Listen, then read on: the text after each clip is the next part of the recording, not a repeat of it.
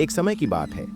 एक छोटे से गांव के पास घने जंगल में एक पुराना सुनसान महल था।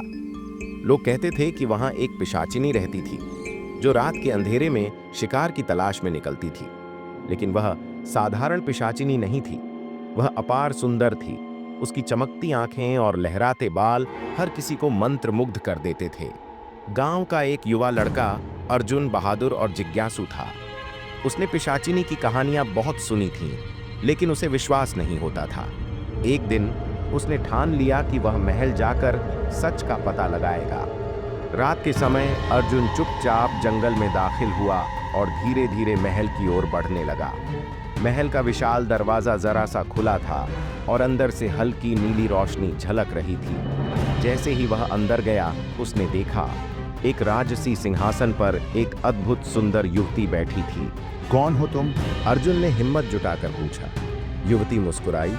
उसकी आंखों में अजीब सा आकर्षण था। मैं वासुकी हूँ।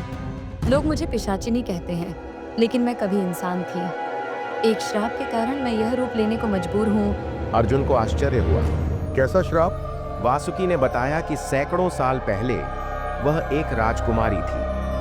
एक जादूगर ने उससे विवाह करने की जिद की, लेकिन जब उसने मना कर दिया तो उसने उसे अमृता का श्राप दे दिया।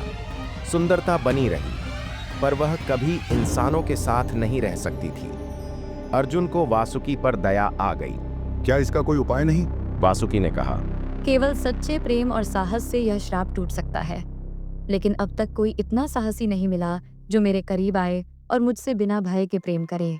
अर्जुन ने कुछ सोचा और फिर बोला, मैं तुम्हें डरावनी नहीं समझता।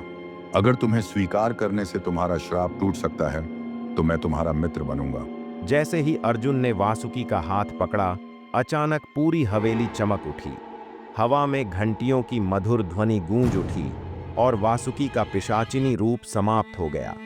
वह फिर से एक साधारण सुंदर राजकुमारी बन गई। श्राप समाप्त हो गया था।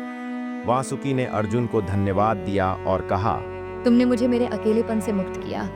अब मैं फिर से इंसानों के बीच रह सकती हूँ। इसके बाद अर्जुन और वासुकी गांव लौट आए। लोगों ने जब वासुकी की कहानी सुनी तो उन्होंने उसे खुशी खुशी अपना लिया।